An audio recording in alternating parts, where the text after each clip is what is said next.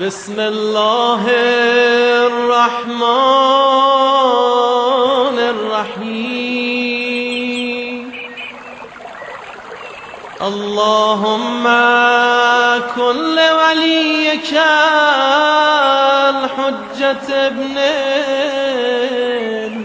الحسن صلواتك عليه وعلى آبائه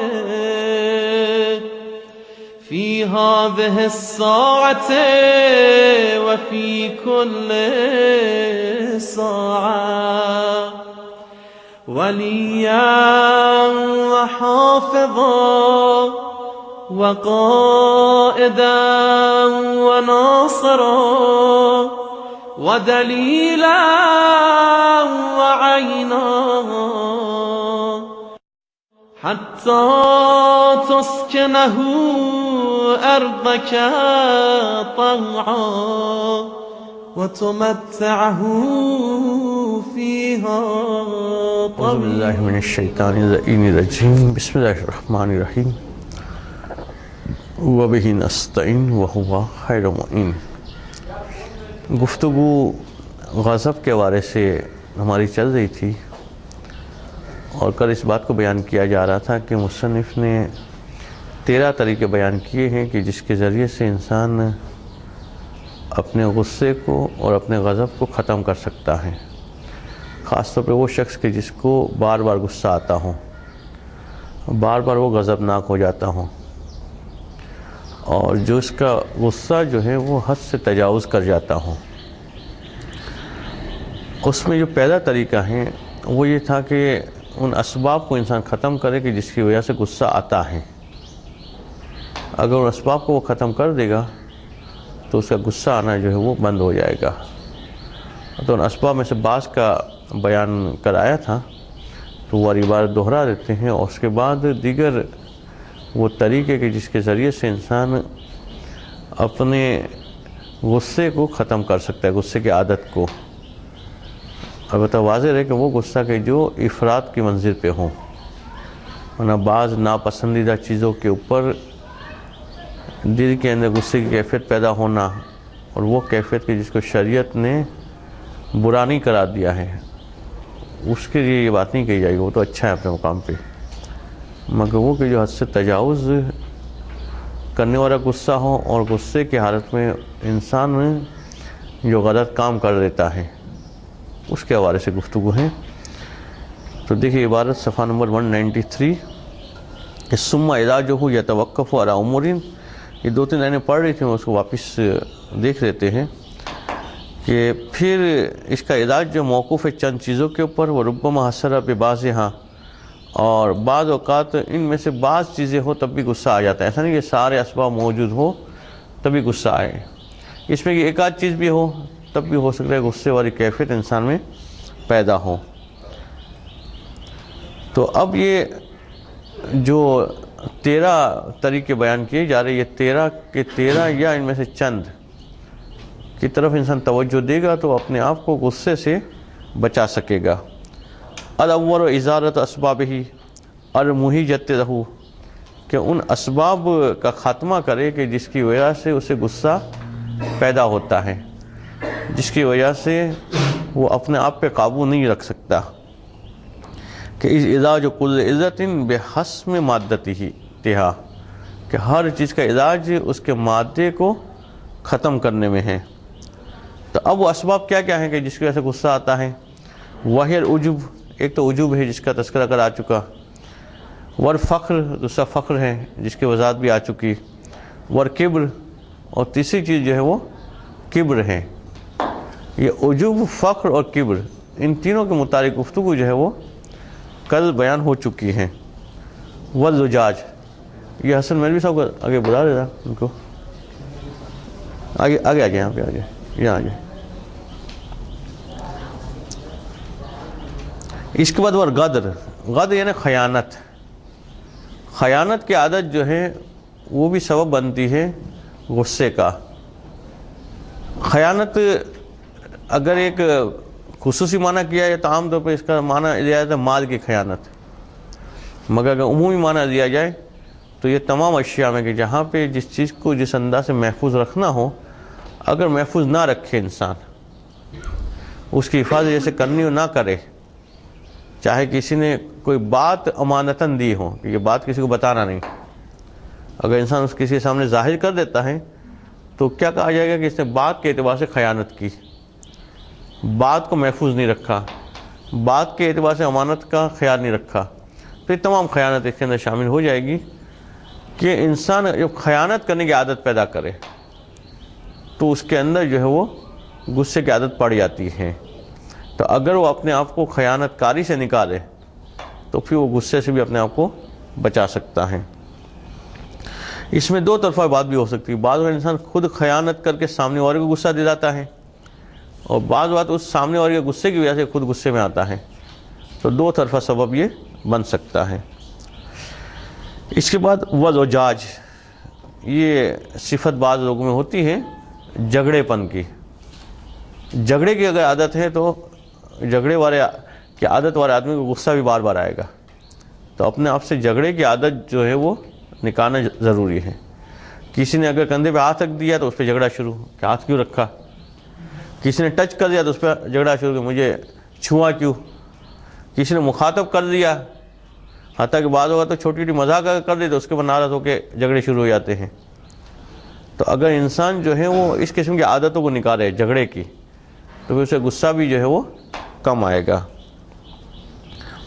ورمرا، دکھاوے کی خواہش، مزاح ور استہزاء، یہ دونوں کی تشریح بھی کرا گئی تھی کہ کسی کا مذاق اڑانا، والتعیر، کسی کو آر دلانا، کہ مثلا تم جیسے اچھا آدمی نے یہ کام کیا، تب اس کو آر دلائی، وہ سمجھے کہ مجھے اچھا کہا جا رہا ہے، پھر مجھ سے بری بات کو منسوب کی جا رہی ہے۔ تو تعیر کے ذریعے سے سامنے کو بھی غصہ دلایا جا سکتا ہے، اس کے نتیجے میں وہ جو ریئیکٹ کرے گا اس آدمی کو بھی غصہ آئے گا۔ تو اگر کسی کو نصیحت کرنی ہو تو آر دلائے بغیر نصیحت ہو سکتی، تو آر دلائے بغیر نصیحت کی جائے، اور اگر آر دلا کے نصیحت کرنا کہیں موقوف ہو، آر دلانا یعنی اس کی اس خوبی کے بنیاد پہ اس کو جھنجھوڑنا کہ تو اتنا اچھا آدمی ہے اور یہ کام کر دیا تو نے، یہ ہے کہ مجھے تجھ سے توقع نہیں تھی کہ ایسا کرو گے، تو یہ غلط مقام پہ اگر آر دلائی جائے تو یہ بھی سبب بنتا ہے کہ انسان جو ہے وہ غصے میں مبتلا ہوتا ہے۔ والمخاصمت، دشمنی، عام طور پہ اگر انسان کسی شخص کو دشمن رکھتا ہو تو اس کی ہر بات پہ اس کو غصہ آئے گا، اگر اسے سیدھی بات کہی پھر بھی اس کے ذہن میں الٹا ہی پہلو آئے گا اور اس کی بنیاد پر بھی اس سے غصہ کرے گا۔ تو انسان جو ہے قلب سے تمام لوگوں کی دشمنی کو نکال دے، سوائے ان لوگوں کی دشمنی کی جس کی دشمنی کا خود پروردگار عالم نے حکم دیا ہے اور کہا کہ فلاں فلاں لوگوں کی دشمنی رکھو، جیسے شیطان کی دشمنی ہے، یا شیطان صفت لوگوں کی دشمنی ہے، اس کے علاوہ باقی لوگوں کے بارے میں اپنے دل میں دشمنی کو نہ رکھے۔ اس کے علاوہ وہ شدت الحرص علی فضول جاہ والاموال فانیہ، کہ شدید حریص ہو مال کا یا مقام و مرتبے کا، تو جب وہ مقام و مرتبہ اسے نہیں ملتا ہے تو غصہ آتا ہے، جب وہ مال نہیں ملتا ہے تو غصہ آتا ہے، تو حرص کو اپنے آپ سے نکال دے، اسے حرص سبب ہے غصہ آنے کی۔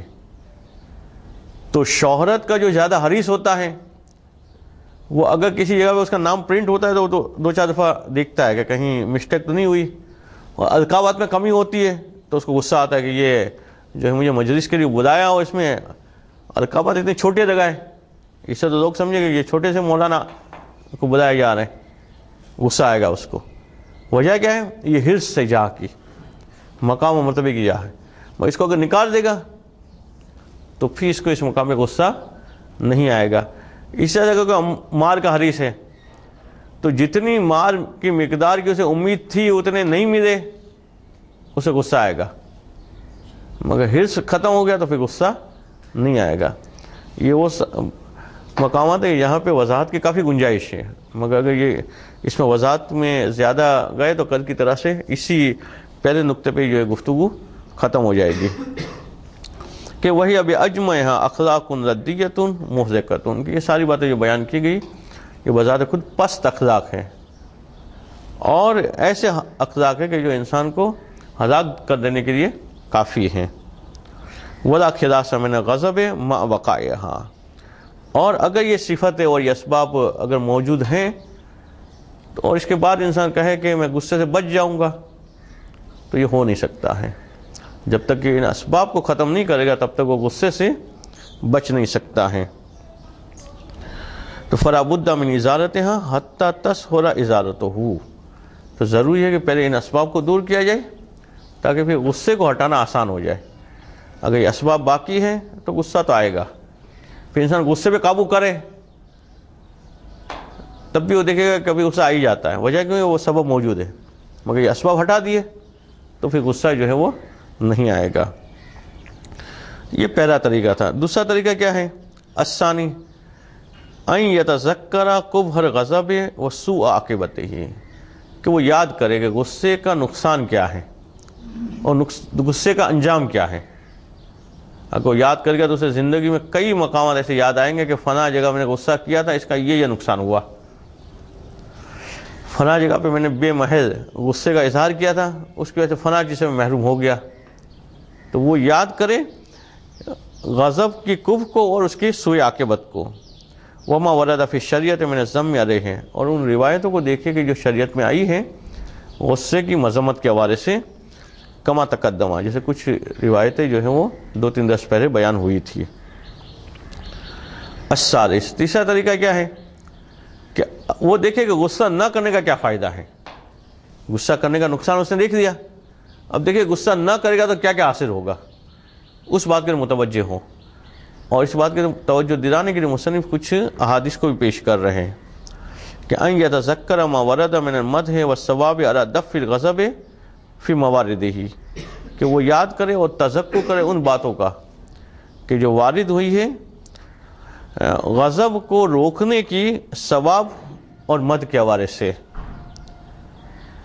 وَيَتَأَمَّرُ فِي مَا وَرَدَ مِنْ فَوَائِدِ عَدَمِ غَضَبِ. اور تأمل و غور و فکر کرے ان روایتوں میں کہ جس میں کہا گیا ہے کہ اگر کسی نے غصہ نہ کیا تو اس کے یہ فائدے ہوں گے. تو اب وہ چند روایت بیان کر رہے. سب سے پہلے جو ہے وہ کہ قول النبی صلی اللہ علیہ وآلہ وسلم،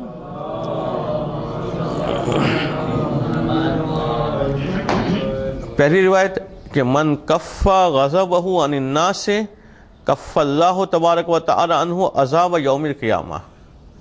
کہ جو آدمی اپنے غصے کو لوگوں سے روک کے رکھے گا تو اللہ تبارک و تعالی جو ہے اس سے قیامت کے عذاب کو روک کر رکھے گا. تو لوگوں سے غصے کو روکنے کا فائدہ یہ کہ پروردگار عالم کے عذاب سے وہ محفوظ ہو جائے گا. وقول الباقر علیہ السلام، صلوات پڑھیں، کہ پانچویں امام اسلام سے منسوب حدیث کہ امام فرماتے کہ مکتوب فی التورات، تورات کے اندر یہ والی بات لکھی ہوئی ہے.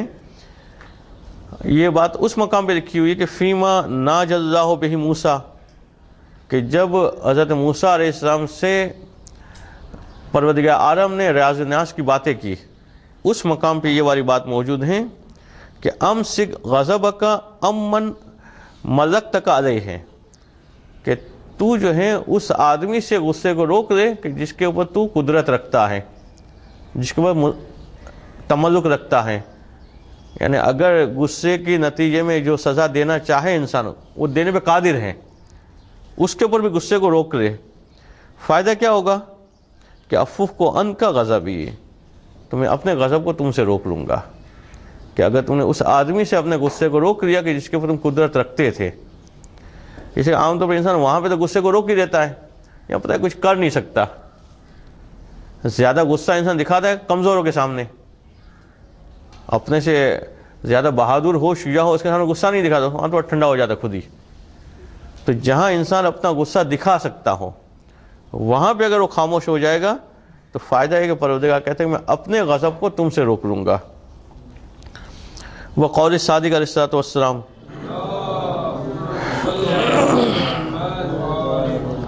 کہ چھٹے امام اسلام فرماتے ہیں کہ اوحى اللہ تعالی الی بعض انبیائہ، کہ اللہ تعالیٰ نے اپنے بعض انبیاء کی جانب یہ وحی فرمائی کہ یا ابن آدم، کہ فرزند آدم اذکرونی اذکرنی فی غضبک اذکرک فی غضبی، کہ تو جو ہے جب تجھے غصہ آئے تو مجھے یاد کر، تو پھر جب مجھے تیری کسی بات پہ غصہ آئے گا تو میں تیرا بھی خیال کروں گا، کہ جب تجھے غصہ آئے اپنے غصے میں مجھے یاد رکھ، کہ انسان پروردگار سے متوجہ ہو جائے۔ تو پروردگار کہتے ہیں اب جب تجھے تیرے گناہوں کی وجہ سے غصہ آئے گا تو میں تیرا لحاظ رکھوں گا۔ وَلَا أَمْحَقُكَ فِي مَنْ أَمْحَقَ، اور پھر مجھے تجھے بے برکت نہیں چھوڑوں گا اس مقام پہ کہ اگر لوگوں نے تجھے مال سے محروم کیا ہوگا، تو اگر تو غصے کو روک کے رکھے گا اور روک کے رکھنے کی وجہ سے دیکھ رہا ہے کہ کچھ مال چلا جا رہا ہے، تو اس مال کے واسطے میں تجھے بے برکت نہیں رکھوں گا۔ وَإِذَا ظُلِمْتَ بِمَظْلَمَةٍ فَإِرْزِ بِانْتِصَارِ ذَكَا، اور جب تجھ پہ کوئی ظلم کیا جائے کسی بھی طرح کا، کوئی سا بھی ظلم ہو، تو تو اس بات پہ راضی رہے کہ میں تیرا مددگار ہوں، ادھر ادھر مدد کے لیے بھٹکنے کے بجائے، کہ فَإِنَّ انتصاری ذَكَا خَيْرٌ مِنْ انتصارِكَ لِنَفْسِكَ، کہ یقین میری جو تمہاری مدد ہے وہ اس مدد سے بھی بڑھ کر ہے کہ جو تم خود اپنے آپ کی کر سکتے ہو۔ اس لیے انسان سب سے اچھی مدد جو ہے وہ اپنی کرتا ہے، سب سے اچھا خیال اپنا رکھتا ہے۔ تو پروردگار کہتے ہیں میں جو تمہاری مدد کروں گا وہ تمہاری جو اپنے آپ سے مدد ہے اس سے بھی بہتر ہوگی۔ اس طرح سے وہ قول علیہ السلام، امام السلام کا ایک اور فرمان کہ سمعت ابی یقول اتی رسول اللہ صلی اللہ علیہ وآلہ وسلم رجل، ایک اور درود پڑھیں۔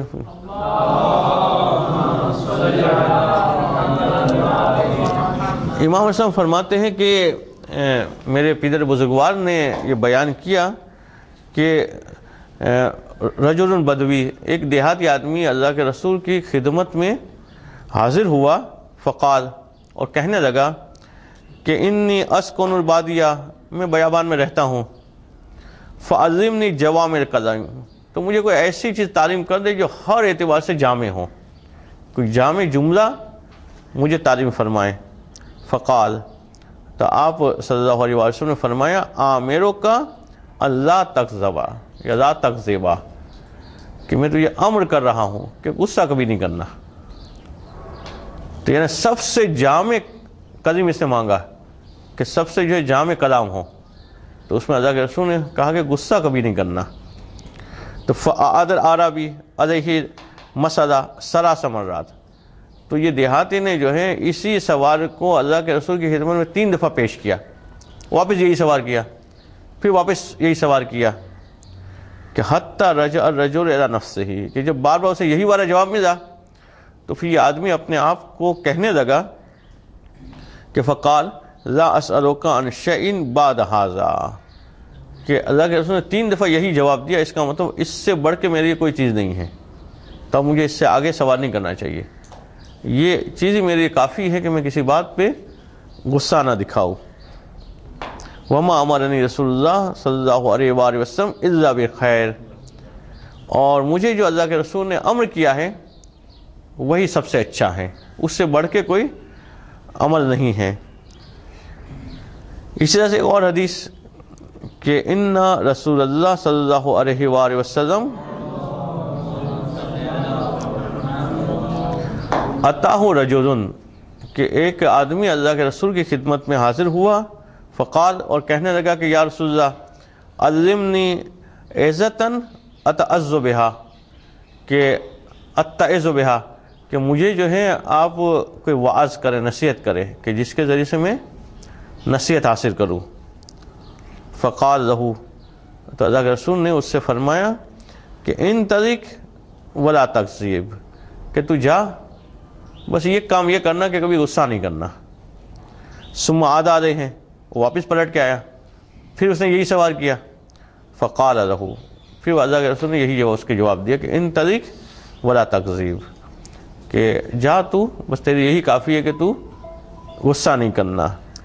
ثلاث مرات، 3 دفعہ یہ والا عمل ہوا کہ اس نے 3 دفعہ یہ سوال کیا اور 3 دفعہ اللہ کے رسول نے اس کو یہی جواب دیا۔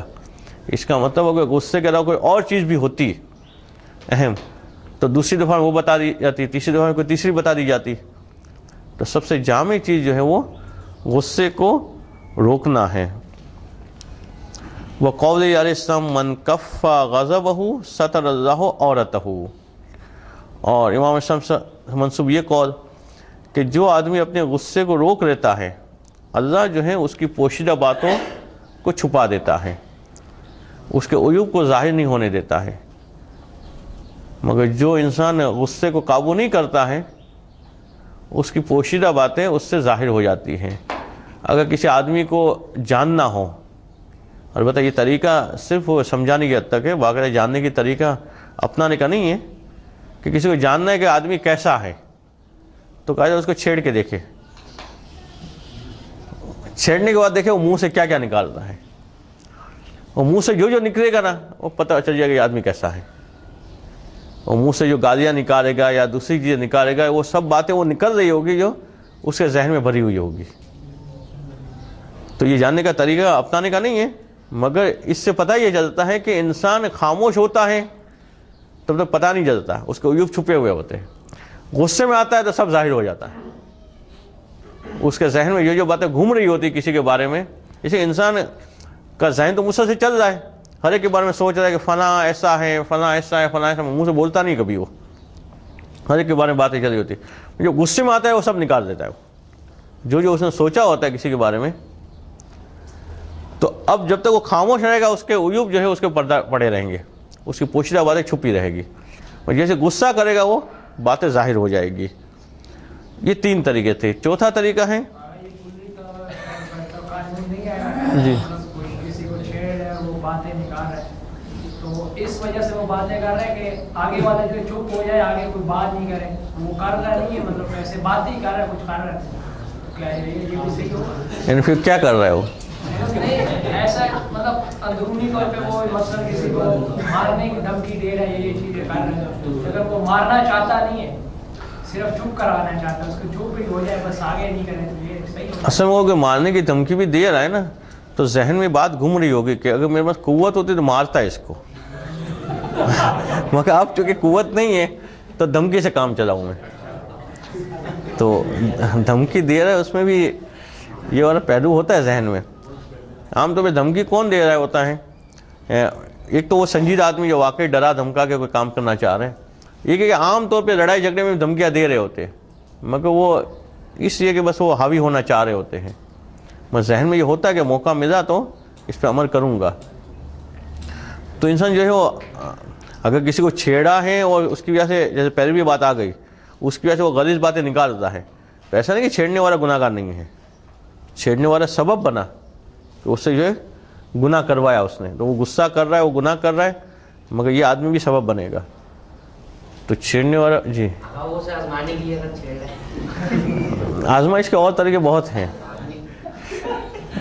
اس لیے ہم نے کہا نا یہ طریقہ عمل نہیں کرنا ہے. آزمانے کا ایک طریقہ یہ ہے کہ آپ اس کے ساتھ سفر کریں تو پتہ چل جائے گا وہ کیسا ہے. عام طور پہ کہا جاتا ہے سفر میں جو ہے وہ بندے کے عیوب ظاہر ہو جاتے ہیں.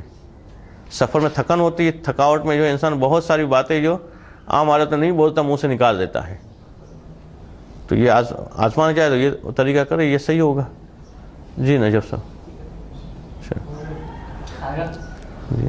جیسے آپ انہوں نے سوال کیا ہے کہ کیا یہ کلیہ قانون ہے، مطلب کہ ایک بندہ منہ سے گالیاں بک بھی رہے لیکن اندر سے وہ نہیں کہ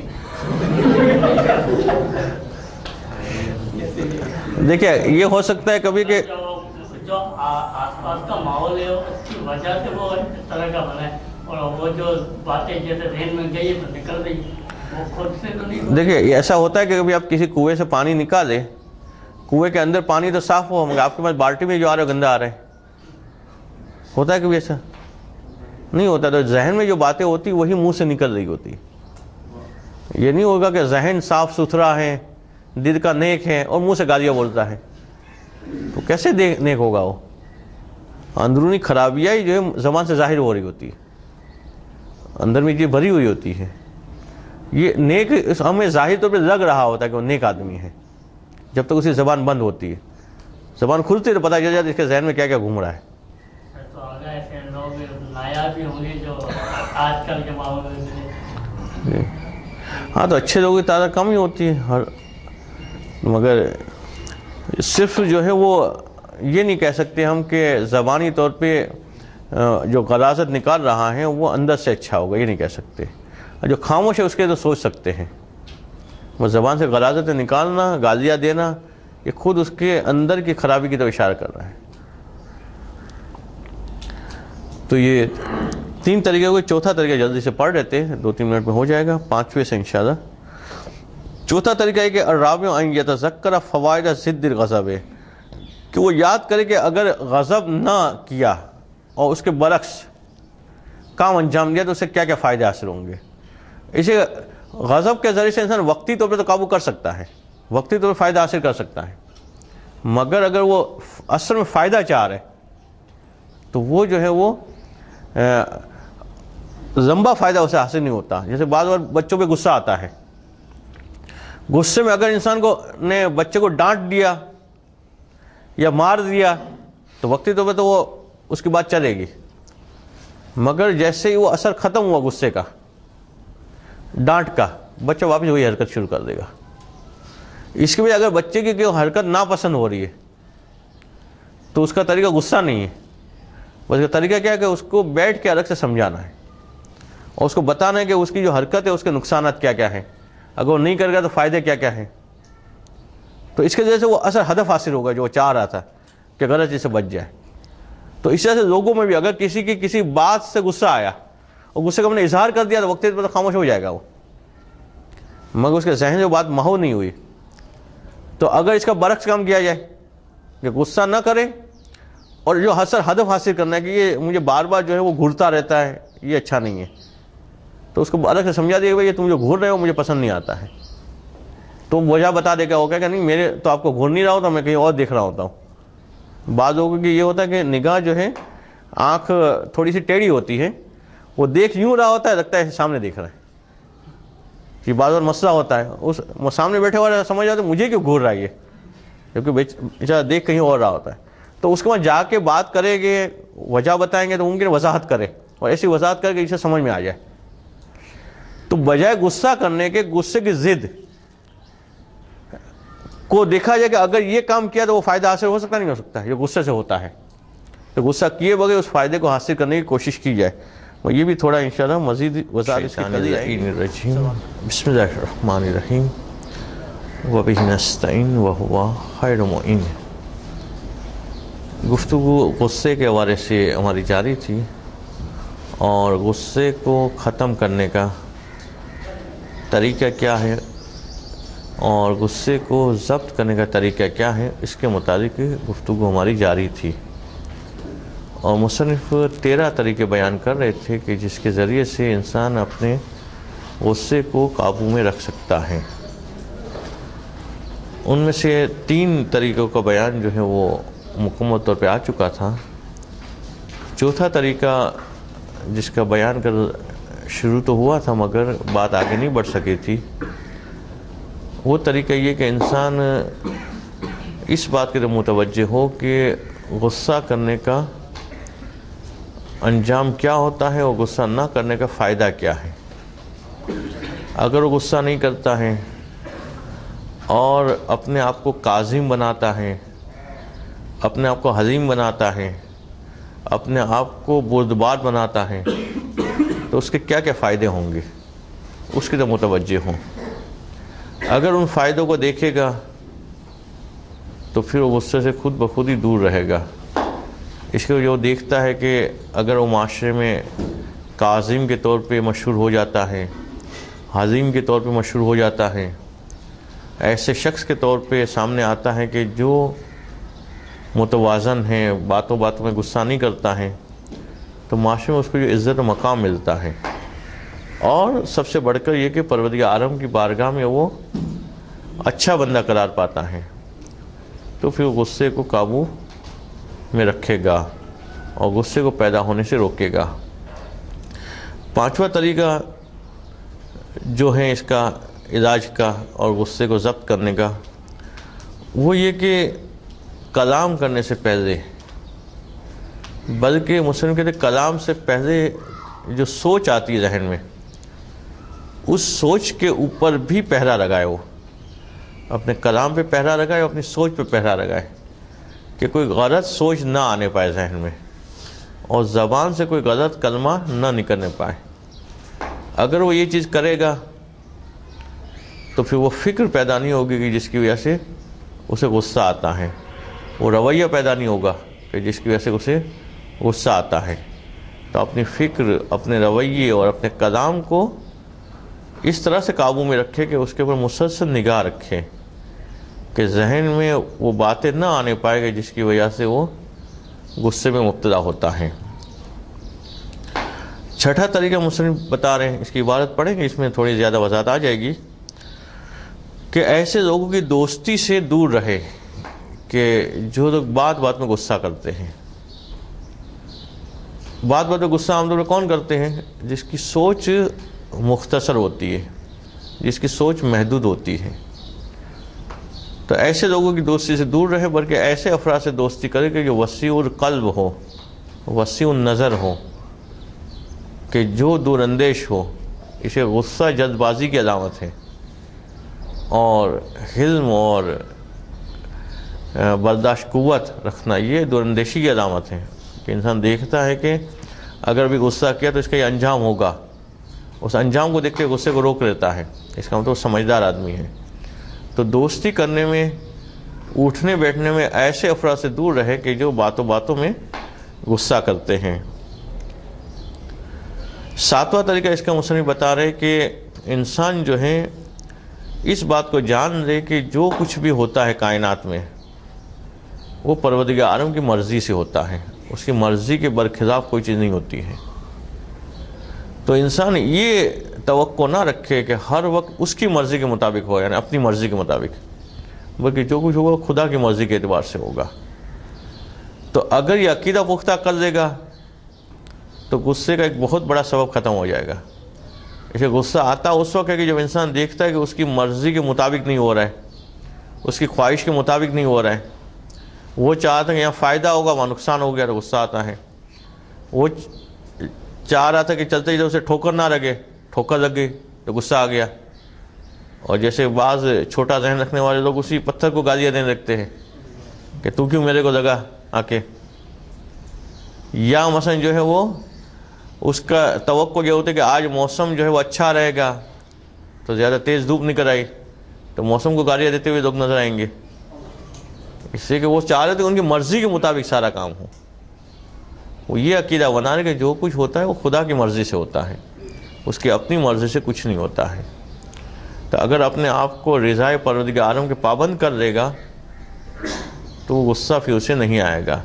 وہ ہر آنے والی مصیبت کو یہ سمجھ کے قبول کرے گا کہ جب میرا رب راضی ہے اس کے اوپر تو پھر میں کیوں اس کو ناپسند کروں، کیوں اس کے اوپر اظہار ناراضگی کروں۔ اور آٹھواں طریقہ جی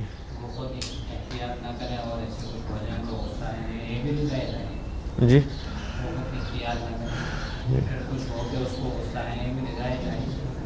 اس کو غصہ جو آیا وہ جس کام کی وجہ سے آیا، وہ کام اس نے خود خدا کی مرضی کے خلاف کیا تھا تو اس کا سب وہ خود قرار پائے گا، مگر یہ کہ پروردگار عالم کی مرضی کے بغیر اسے نقصان نہیں ہوا۔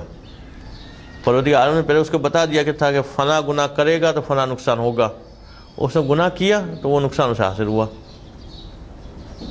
مگر اس کا سبب پھر وہ غور کرے گا تو پتہ ہے وہ خود ہی ہے۔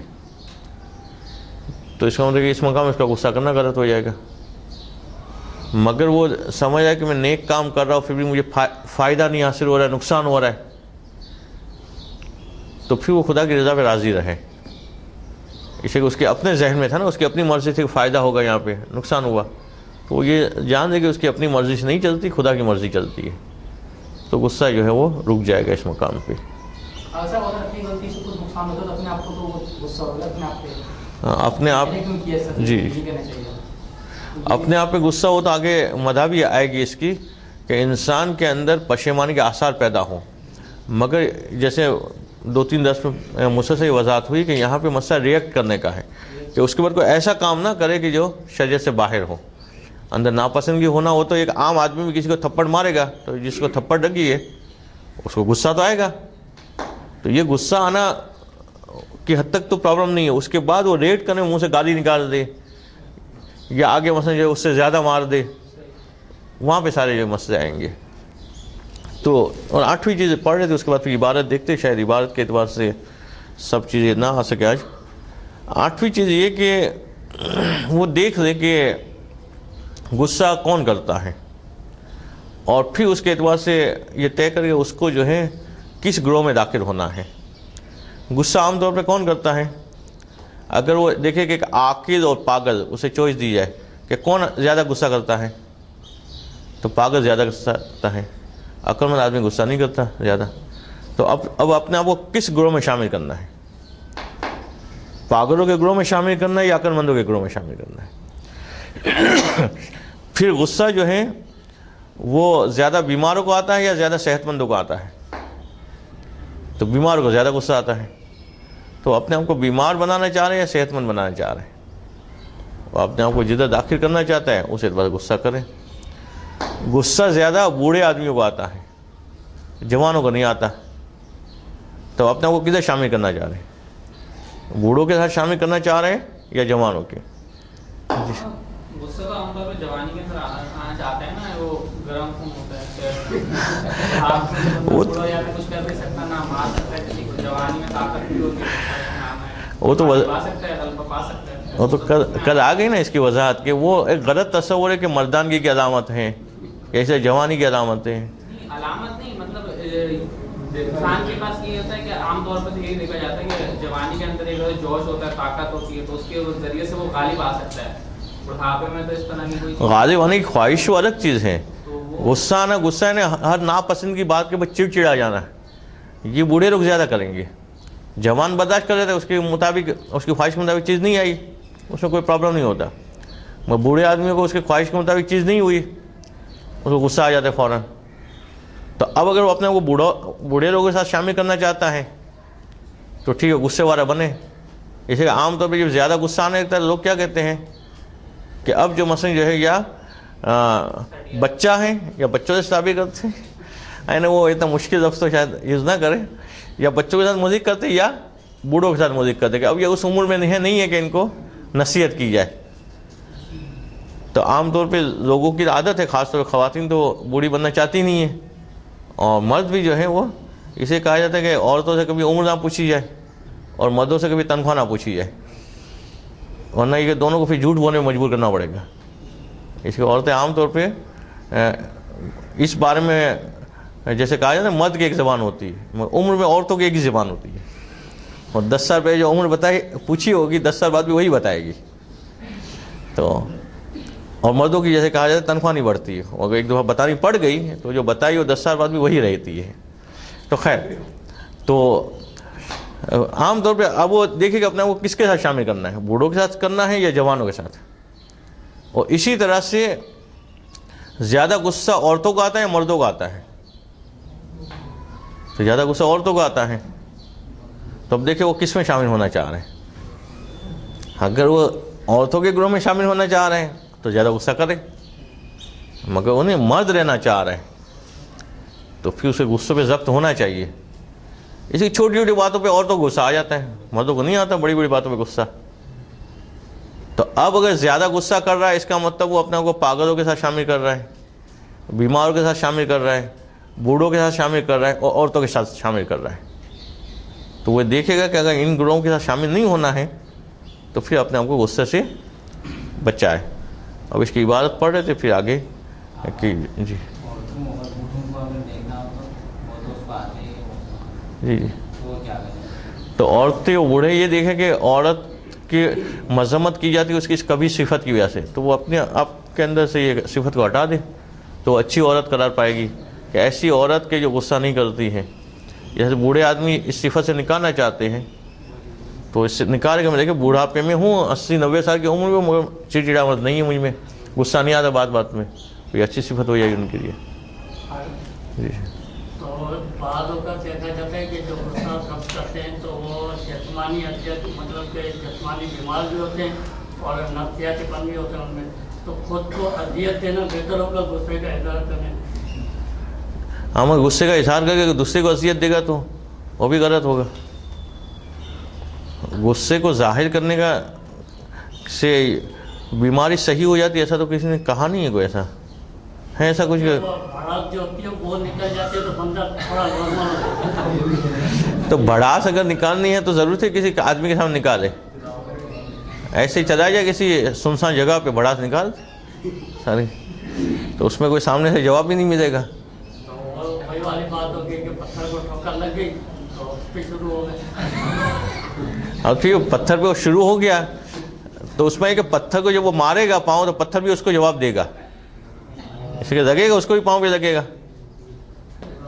تو وہ جیسے پتھر کا جواب اسے ملے گا تو پھر دوبارہ پتھر کو رات نہیں مارے گا. اس میں کوئی نوکیرا پتھر ہوگا تو, مگر اسے لوگوں پہ جب غصہ نکالیں گے تو وہاں سے بھی جواب ملے گا. کمزور بیچارے ہوں گے تو خاموش رہیں گے, اور عام طور پہ لوگ کمزور پہ نکالتے غصہ, بڑوں پہ نہیں نکالتے. جی ٹھیک ہے, اب ایک سلوات پڑھیں محمد.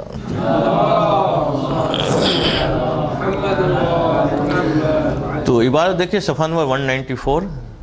بسم اللہ الرحمن الرحیم. الرابع ان یتذکر فوائد ضد الغضب, کہ چوتھا طریقہ یہ کہ وہ غضب کی ضد, غضب کی ضد کیا ہے؟ حلم, بردباری, برداشت قوت, اس کے فائدوں کو یاد کریں. آنی الحلم و قزم الغیظ, کہ حلم اور قزم غیظ, غصے کو ضبط کرنا. وما ورد من مدح علیہما فی الاخبار, اور ان روایتوں کا مطالعہ کرے کہ جو ان دونوں کی تعریف میں آئی ہیں, کہ جس میں غصے کو ضبط کرنا اور بردباری دکھانے کے فائدے آئے ہیں. کم آیاتی, جیسے کچھ روایتیں آگے جب بحث آ رہی ہے حلم کی اور قزم الغیظ کی وہاں پہ آئے گی بھی. وَيُعَذِبُ عَلَى مُبَاشِرَتِهِ وَلَوْ بِالتَّكَلُّفِ, اور پھر اپنے آپ کو ان روایتوں سے کو مسلسل جو ہے وہ مطالعہ کرتا رہیں, اور اپنے آپ پہ نگاہ رکھے کہ مثلا جو ہے وہ حلم پیدا کرے, قزم و غیظ. شروع میں اس صفت کو پیدا کرنے میں تکلیف ہوگی, تو چاہے تکلیف ہی کیوں نہ ہو رہی ہو. تو فَيَتَحَلَّمُ وَإِنْ كَانَ فِي الْبَاطِنِ غَضَبَانِ, تو وہ حلم کو دکھائے اگرچہ اندر سے غصہ آ رہا ہو, اس کو اندر سے غصہ آ بھی رہا ہو مگر چہرے پہ جو ہے وہ غصے کو ظاہر نہ ہونے دے. وَإِذَا فَعَلَ ذَلِكَ مُدَّةً صَارَ عَادَةً, اور جب ایک عرصے تک یہ چیز کرتا رہے گا تو پھر اس کی عادت بن جائے گی, کہ یہ بات بات پہ پہلے جو غصہ آنے کی عادت تھی وہ ختم ہو جائے گی. فَتَنْقَطِعُ عَنْهَا أُصُولُ الْغَضَبِ, اور غضب کی جو بنیادیں تھی وہ اکھڑ جائے گی, پھر غصہ اسے نہیں آئے گا. اور خامس, پانچواں طریقہ, کہ ان یقدم الفکر و رویت علی کل فعل او قول یصدر عنہ, کہ ہر کام کرنے سے پہلے اور ہر کلام کرنے سے پہلے, کام اور کلام سے پہلے وہ غور و فکر کرے. اگر غور و فکر کی عادت ڈالے گا تو پھر غصے کی بات جو الٹی سیدھی باتیں نکل جاتی ہیں منہ سے وہ نہیں نکلے گی. ہر ایک چیز میں عادت بن جائے کہ میں تھوڑی دیر کی بات بتاؤں گا, تھوڑی ایک بات بولوں گا, تو سوچے گا اتنی دیر غصہ ختم ہو جائے گا اس کا. وَيُحَافِظُ نَفْسَهُ مِنْ صُدُورِ غَضَبٍ عَنْهُ, اور اپنے نفس کی محافظت کرے کہ اس سے غصہ صادر نہ ہونے پائے. عام طور پہ ان لوگوں سے غصہ زیادہ ظاہر ہوتا ہے کہ جو بغیر سوچے سمجھے زبان کھولتے ہیں یا بغیر سوچے سمجھے افعال انجام دیتے ہیں. مگر جن لوگوں کی عادت بن چکی ہوتی, بعضوں کی عادت ہوتی ہے وہ احتیاط والی اچھی عادت ہے کہ اس کے سامنے بالکل آپ صاف ستھری بھی بات کریں گے کہ جس کا جواب وہ فوری دے سکتے ہیں, پھر بھی کہیں گے تھوڑی ایک بات بتاؤں گا. یہ عادت پڑ جائے تو اچھی بات ہے, حالانکہ صاف بات ہوتی ہے جس کا جواب فوراً دیا جا سکتا ہے, مگر پھر 2 منٹ سوچے, 5 منٹ سوچ کے جواب دے. اگر یہ عادت پڑ جائے تو غصے میں بھی یہی ہوگا کہ جیسے دیکھا سامنے والے گالی دی تب یہ سوچے گا 2 منٹ بعد اس کو جواب دینا ہے. 2 منٹ سوچے گا تب تک غصہ ختم ہو چکا ہوگا, پھر وہ سوچ کے یہ طے کر دے گا کہ اب ریئیکٹ یہاں پہ نہیں کرنا ہے. تو اقدام کرنے میں بھی جلد بازی ختم ہو جائے اور زبان چلانے میں بھی جلد بازی ختم ہو جائے تو غصہ بھی جو ہے, غصے کا نقصان جو ہے وہ بھی ختم ہو جائے گا, اس سے بھی وہ بچ جائے گا. السادس, چھٹی چیز ہے کہ ان یحترز ان مصاحبت ارباب غضب، کہ ایسے لوگوں کی دوستی سے اور مصاحبت سے پرہیز کریں کہ جو غصہ کرنے والے ہیں، کہ جن لوگوں کو بعد میں غصہ آتا ہے، ایسے لوگوں سے جیسے باہر بھی غصے کا اظہار ہو رہا ہے. صلوات پڑھے ہوں گا.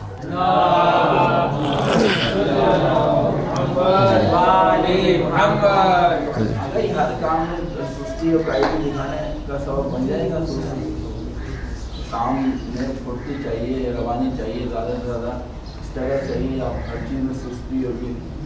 سستی نہیں ہوگی اس میں، بہت پیچھے کر دیں گے. سستی نہیں ہوگی، سستی نہیں ہوگی. اگر ایک دفعہ عادت پڑ گئی نا کہ فوری جواب نہیں دینا ہے، تھوڑی دیر سوچنے کے بعد، تو ممکن ہے کہ پہلی دفعہ اس کو سوچنے میں 5 منٹ لگے، مگر پھر آہستہ آہستہ یہی اسے جو ہے رزلٹ 5 سیکنڈ میں آ جائے گا. مگر جب غور کر کے بات کرنے کی عادت آ گئی، غور کر کے کام کرنے کی عادت آ گئی، تو غلطیوں سے بچے گا. وہ ایک دم سے جو بول پڑتا ہے وہ غلطی زیادہ کرتا ہے. لیکن مخصوص کام میں آدمی احتیاط کرے، سن کے جواب دے دے، لیکن ہر کام میں احتیاط سوچے، اس کو بلانا ہے، بہت بول ہے. ہاں دیکھنا پڑے گا، مثلا وہ کام اگر زیادہ اہم ہے تو زیادہ ٹائم چاہیے گا، کم اہم ہے تو کم ٹائم چاہیے گا. مگر یہ عادت بنا رہے کہ ہر چیز میں کرے گا، تو جو زیادہ اہم ہے اس میں زیادہ کرے گا. وہ اس کے سستی وغیرہ تو مشکل پیدا ہوگی. سستی کا تعلق اس سے ہے ہی بھی نہیں. سستی کا تعلق الگ چیز سے، جہاں پہ انسان نے سوچ بھی لیا کہ کام صحیح ہے پھر بھی سستی کے ساتھ کرتا ہے. وہ اس میں بھی پڑ جائے گا. مگر یہ تو سوچنے سے پہلے کی منزل ہے نا. سوچ لیا کہ کام صحیح ہے پھر بھی وہ سست کرتا ہے. تو سستی کا تعلق شروع سے نہیں، وہ کام کے درمیان سست ہوتا ہے. وہ تو ایسے لوگوں سے دوستی سے بچے کہ جو ارباب غضب کہے جاتے ہیں، غصے والے. پتہ ہے کہ فلاں صاحب تو غصے والے ہیں، تو اسے دوستی نہ کریں. اس لیے اس سے دوستی ہوگی تو غصہ آئے گا. جیسے عام طور پہ کہا جاتا ہے کہ اگر کسی آدمی کی شادی ایسی لڑکی سے ہو جائے کہ جو غصے کے عادی ہے، تو کچھ عرصے بعد شوہر کو بھی غصہ آنے لگتا ہے. یا کسی لڑکی کی شادی ایسے لڑکے سے ہو جائے کہ جس کی غصے کی عادت ہے، تو کچھ عرصے بعد جو ہے وہ اس کی زوجہ کو بھی غصہ آنے لگتا ہے. بہت کم ہوتا ہے کہ الٹا اثر ہو کہ مثلا جو ہے وہ اس کی نرم مزاجی ادھر چلی جائے. عام طور پہ برائیاں جو ہے تیزی سے پھیلتی ہے، کسی کو جراثیم کی مانند ہوتی ہے. تو دوستی میں، شادی میں تو جو احتیاط کرنی ہو تو کرنی ہے اپنے مقام پہ. ابھی تو دوستی کی بات ہو رہی کہ دوستی کے اندر بھی یہ احتیاط کرنے کی ضرورت ہے کہ والذین یتبجحون بتشفی الغیظ وطاعت الغضب ویسمون ذلک شجاعۃ ورجولیۃ فیقولون نحن لا نصبر علی کذا و کذا. ایسے لوگ کہ جن کو تشفی ہوتی غصہ کرنے سے، غصہ کیے بغیر اس کو سکون نہیں ملتا، اور غصے کے تابع دار ہیں وہ، اور وہ کہتے کہ یہی تو شجاعت ہے، یہی تو مردانگی ہے. غصہ نہیں آتا تو مرد کیسا ہوا؟ غصہ نہیں آتا تو بہادری کیسی ہوئی؟ اور یہ کہتے ہوئے نظر آتے کہ نحن لا نصبر علی کذا و کذا، ہم فلاں باتوں پہ صبر نہیں کر پاتے، ہم تو منہ سے بول دیتے. بعضوں کو ظاہر کرتے کہ نہیں ہم جو ہے وہ غلط بات پہ صبر نہیں کرتے، ہم تو یہ منہ میں آتا ہے بول دیتے ہیں. بات تو اس کو اچھا کے طور پہ پیش کرتے کہ ہم دل کے بہت اچھے ہیں، جو ہوتا ہے منہ سے نکال دیتے ہیں، دل میں کچھ نہیں رکھتے. تو جن لوگوں کی عادت بن گئی کہ بات بات میں غصہ کرے اور جب تک غصہ ٹھنڈا نہ ہو تب تک راحت نہیں ہوتی ان کو، ایسے لوگوں سے دوستی نہ کی جائے. کہ ولا نحتمل من احد امرا، اور جو یہ جملہ کہتے ہیں کہ ہم تو کسی کی کسی بات کو برداشت نہیں کرتے. جیسے بعض لوگ کہتے ہیں ہم تو سنا کے آتے، سن کے نہیں آتے، یعنی اپنی فضیلت کے طور پہ بیان کر رہے ہوتے کہ ہم تو جو ہے لوگوں کو سنا کے آتے، کسی سن کے نہیں آتے. ایسے لوگوں سے دوستی سے پرہیز کی جائے. اس میں یہ عادت بن گئی ہے تو جو دوستی کرے گا اس کے اندر بھی یہ والی عادت پیدا ہو جائے گی.